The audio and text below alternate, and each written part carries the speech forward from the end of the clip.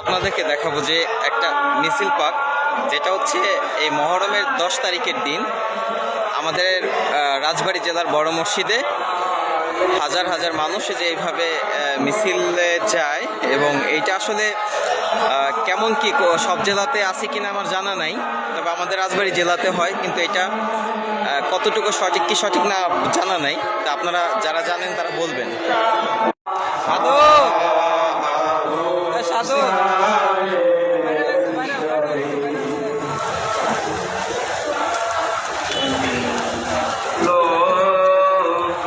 গাড়ি করে সেই সাথে সাথে আপনি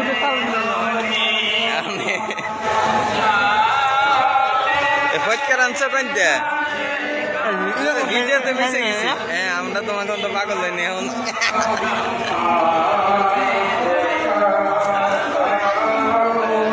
সাধু